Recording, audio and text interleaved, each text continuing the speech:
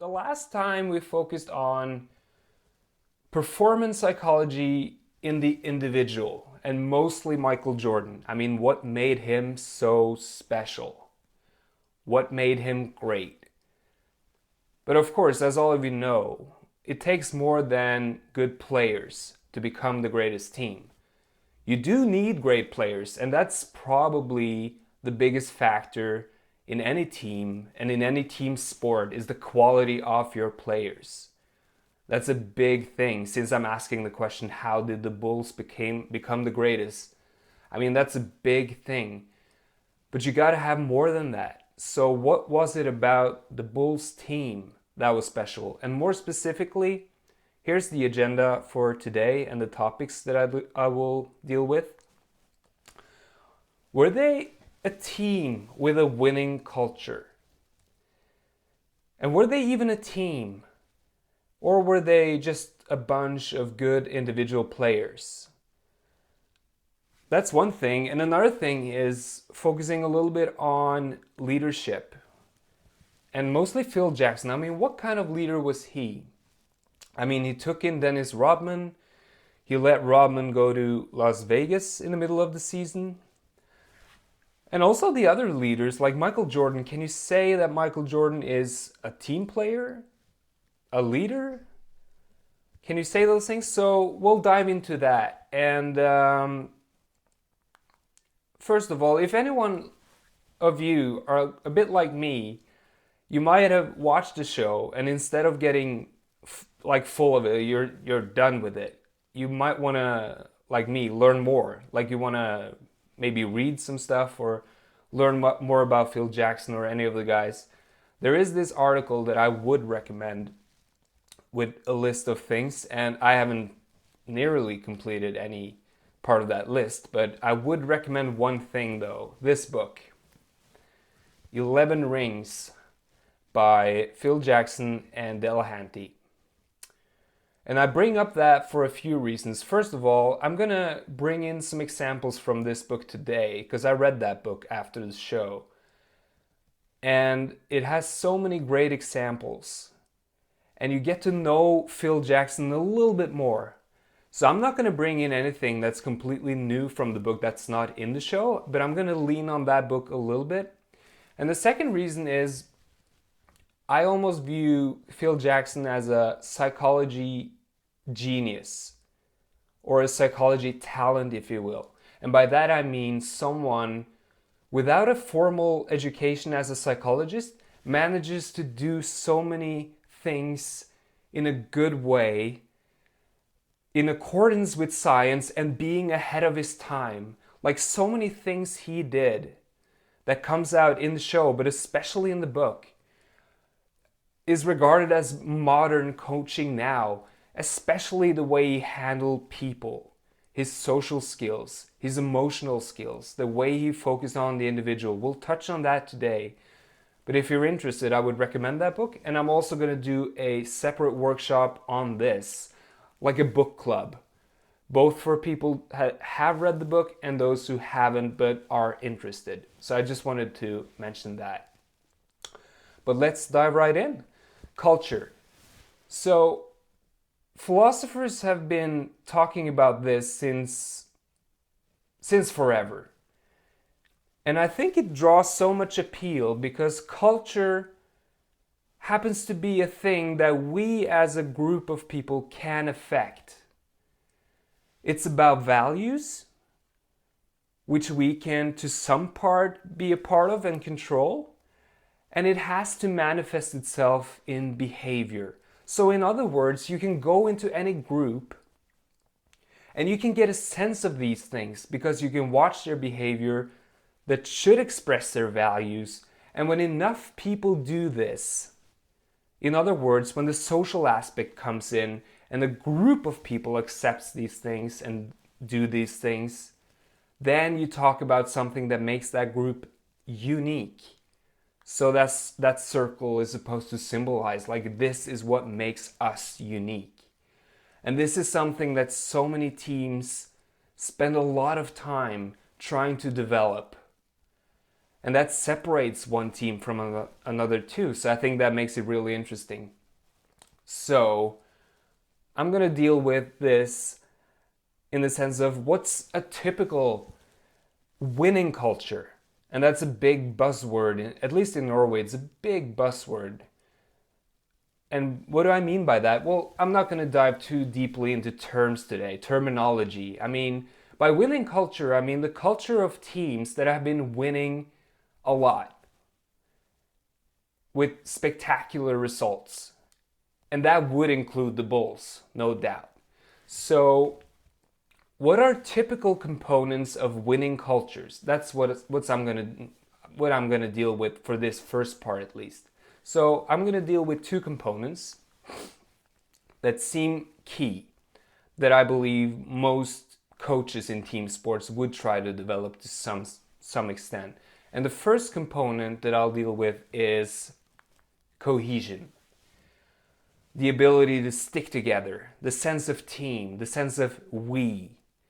So here's one definition.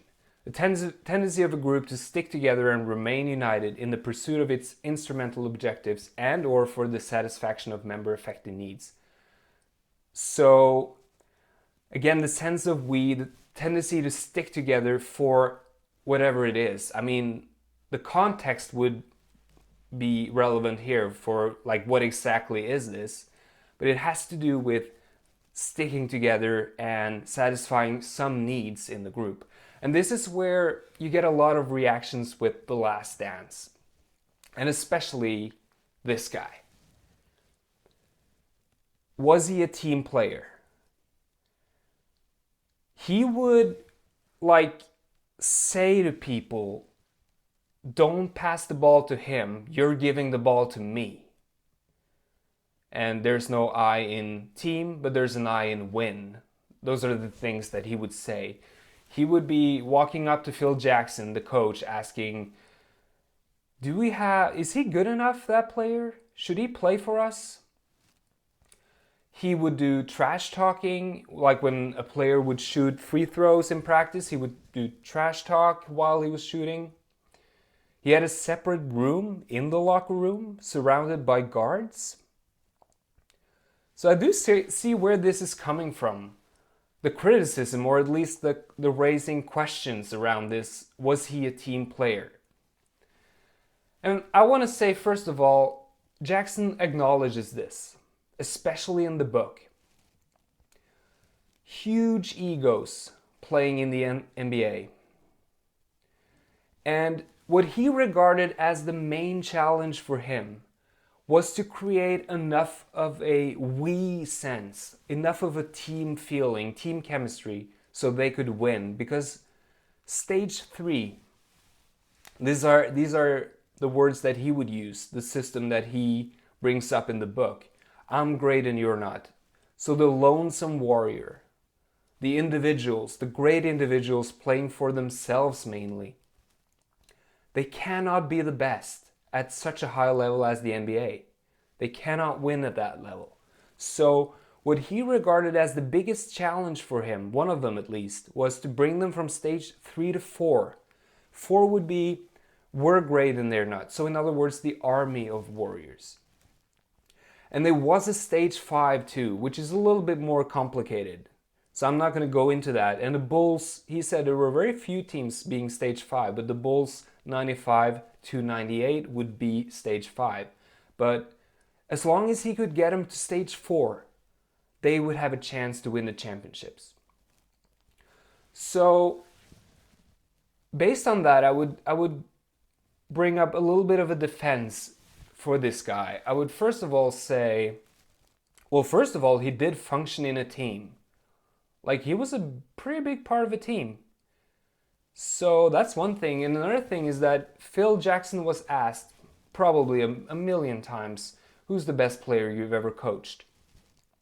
And at one point he was forced to answer, at least. So he said, oh, of course, it's either Kobe Bryant or Michael Jordan. If I had to choose, I would choose Michael Jordan because of his leadership abilities.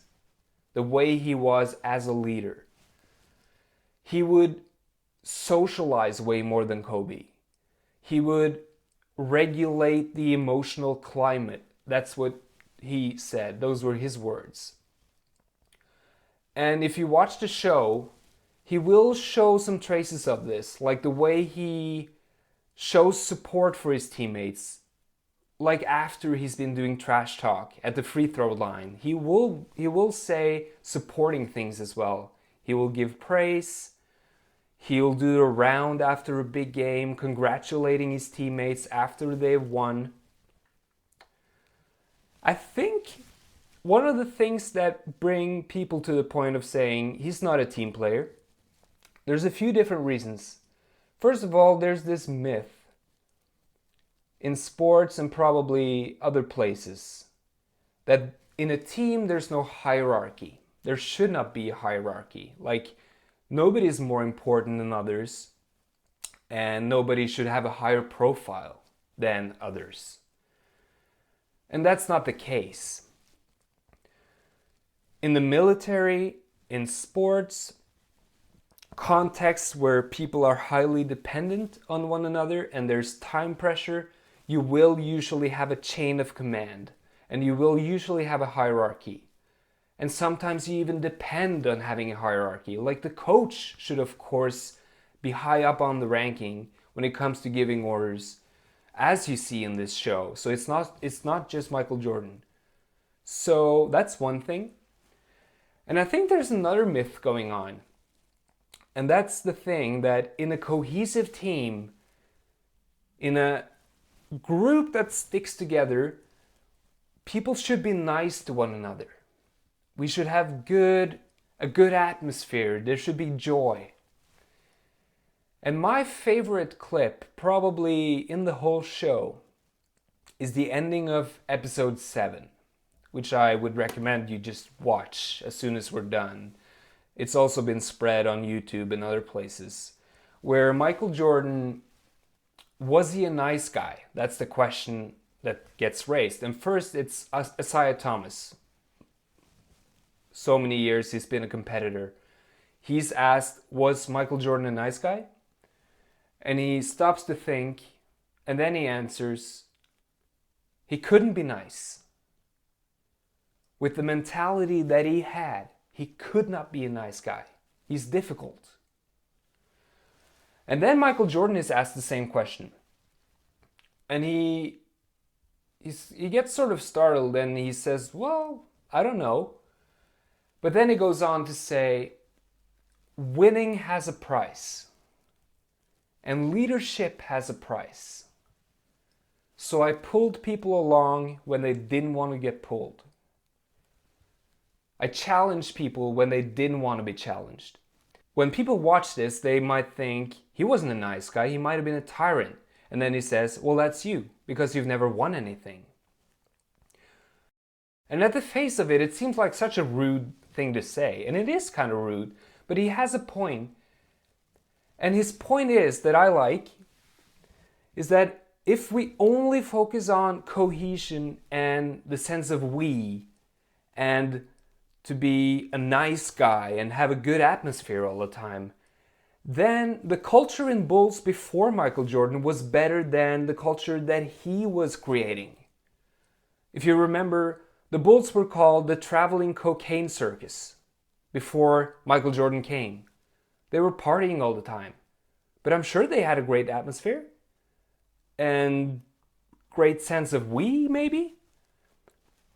In my class, when I was doing psychology in college, we had a group in our class creating this group called Knitting and Drinking, strikk og drikk in Norwegian. And they were meeting up this every week or so to be knitting and drinking alcohol. And they had great cohesion. I don't think they accomplished a whole lot. I think they drank more than they were knitting. But the thing about this is parties, any kind of group can stick together. And I mean, if that's your only reference,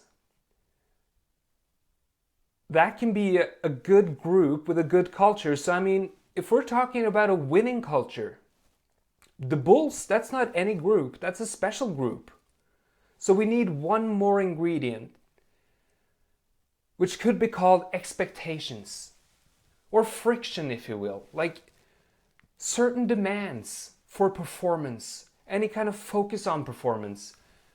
I was doing this workshop for a junior national team here in Norway. I'm not going to say which, of course. And they did a similar thing like this, and their goal was to get at this, what's going to be our values. And after 30 minutes or so, I asked them to summarize. And I didn't have to say much, because one of the guys in the team said, well, wait a minute. We've come up with a lot of things for how to have a good time. But this could have been a social club.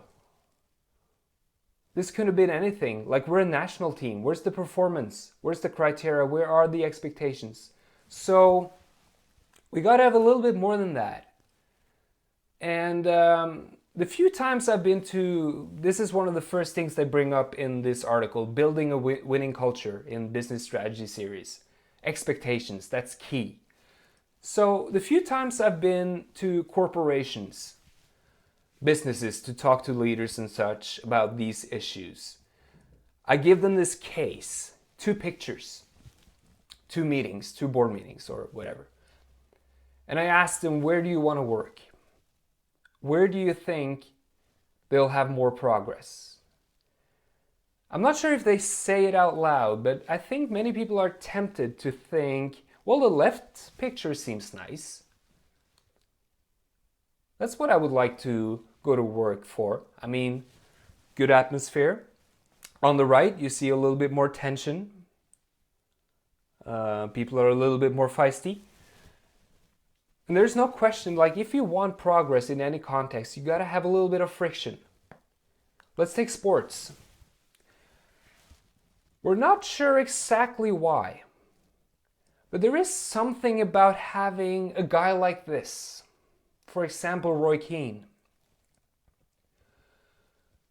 who would get in people's face, and Sir Alex Ferguson writes in his book, to have him on a training camp was a hassle. He would run around asking questions, criticism, things weren't good enough. If you ask one of his former teammates, what was it like playing about the expected weaker opponents? You know, that dangerous game where you tend to underestimate your opponent? No problem with Roy Keane. He would be yelling at us so bad, we didn't dare to lower our level and standard of play. So, Anja Andersen for handball, same kind of character.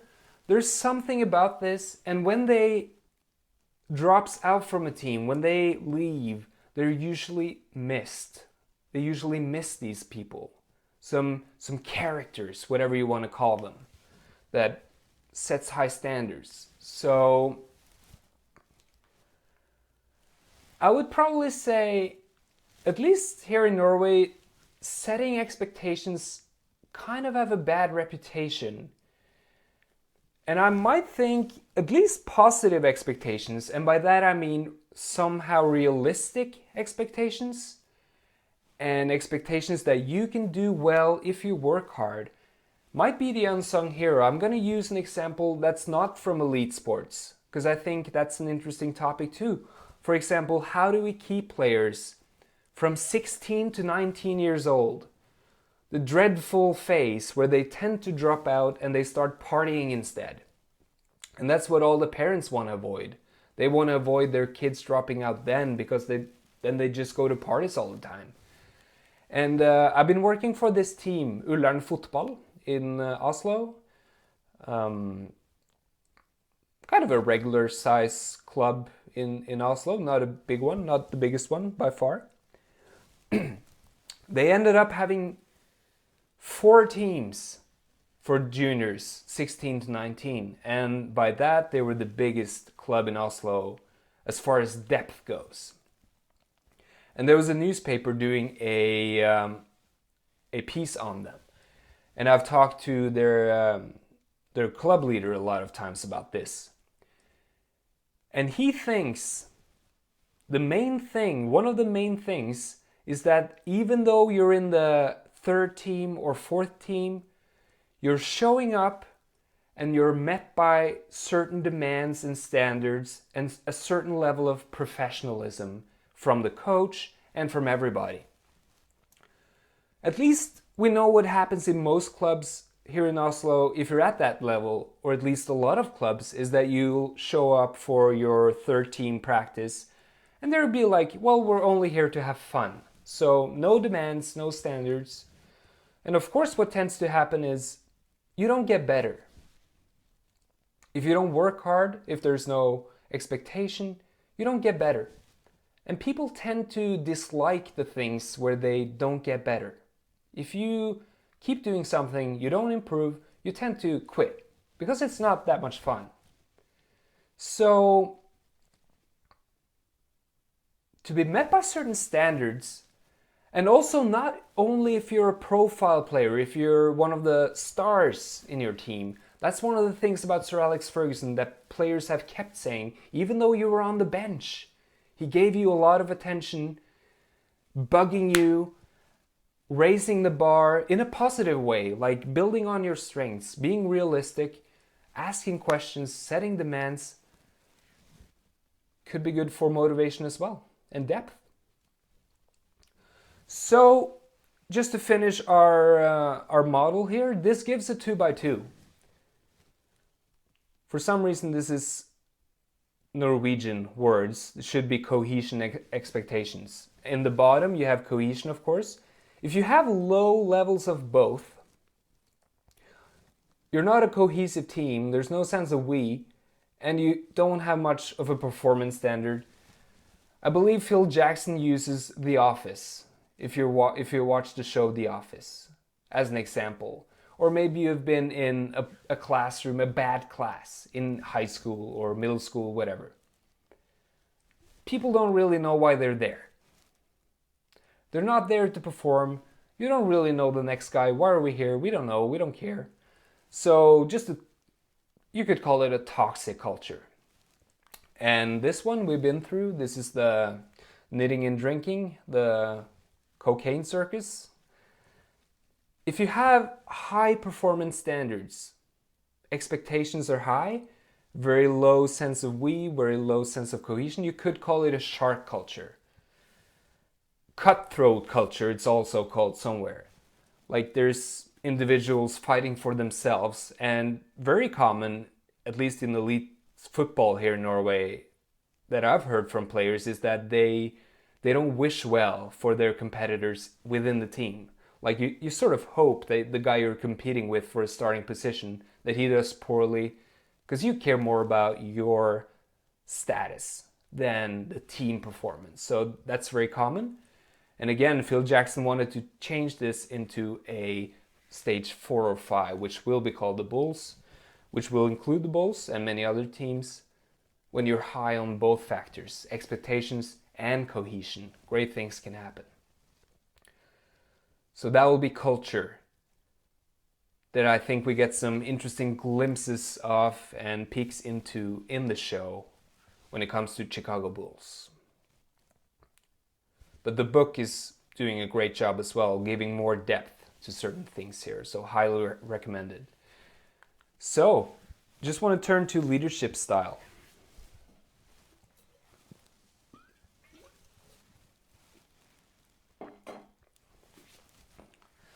Again, what do we have here? We have a coach letting Rodman into the team. Not only including Rodman, recruiting Rodman, he also accepts Rodman. To use Steve Kerr's word, he gave him a lot of leash, a lot of rope.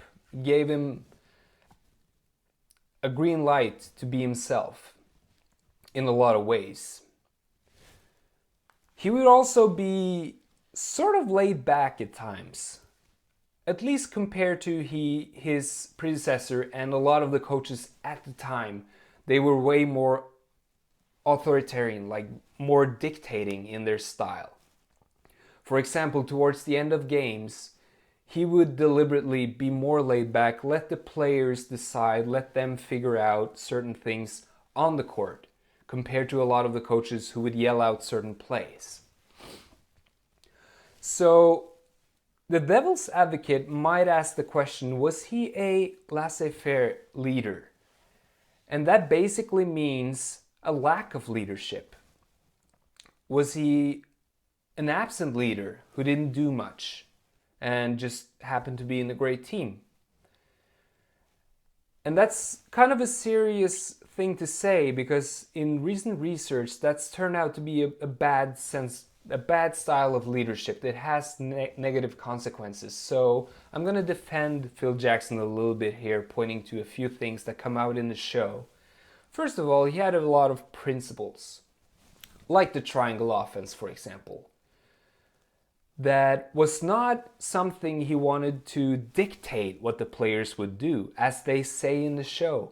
This was a system attempting to allow players to be more creative within the system. And when players deviated from his plans and his system, they would be consequenced. For example, the famous scene with Pippen, when he didn't want to come out through the court, or he didn't want to do like Phil Jackson told him to do. Let's give the ball to Tony Kukoc and win from there with 2 seconds left or whatever. He wouldn't do it, and Phil Jackson asked, are you in or out? Okay, if you're out, you're going to sit on the bench. He wanted role clarity, and there would be consequences for players who didn't fit or didn't do what they were supposed to do. And that also happened in LA Lakers when he was coaching Kobe Bryant there. And that's a big thing. And I think another reason why he could be laid back sometimes is that he had playing leaders, like leaders on the court that would also be leaders outside of the court. And they say that in the show, they would never have taken Rodman in if they didn't have Pippen and Michael Jordan that could set certain standards, and he would know his place. So that's a key if anyone here wants to develop their culture within their team, within your team. Try to have some leaders on the court or in your group of players, and Phil Jackson was good at that. He would try to identify who could be good leaders, and he would walk up to them, talk to them, and encourage them. Try to be a leader in your way. There are many ways to be a leader. He talks about Michael Jordan and the way he was leading, mostly on the court by showing an example. But the key is also to have more than one. Not only for practical reasons, like what if one's sick or away for some reason, but also because it's way easier to stand up and be a leader if you have someone else there. And that's one of the reasons why Pippen was so important for Michael Jordan. So that's key. I want to finish my part here by talking about him as a leader. And there are so many terms in the field and the research field of leadership. Like you can place almost any word before leadership and you have a model or a theory. So before that, I want to try to express with my own words, what was he like as a leader? And I would say he was a leader and a coach who placed the athlete and the human being in the center. He would have great social skills, and he would try to understand what are my athletes' needs, not what's my model, and try to squeeze them through this model. He would try to understand what can get my player here going, and people are different. What can I do to reach through this guy? And athlete-centered coaching is the first term that I will introduce. Very interesting topic, a lot of literature on this. When you truly try to understand the athlete's needs, then you're athlete-centered. And I think one of the best examples of this, and I hope some coaches will take note of this example too, because I've seen a lot of coaches deal with talented players who want to quit, and they sometimes try to talk them out of quitting, and they also end up saying That's too bad, because he could have been a good player, which to me is doubtful if someone lacks the motivation to keep going. Because what Phil Jackson did, he deliberately did not try to talk Michael Jordan out of quitting. Michael Jordan. He gave him the time he needed, and he sort of had the idea in the back of his mind that if Michael Jordan's going to come back, which he believed in part of him, then he'll have to figure things out for himself, and right now he has the need to play baseball and do other things. So I think that's a very good example. And he was building some of his work on humanistic psychology.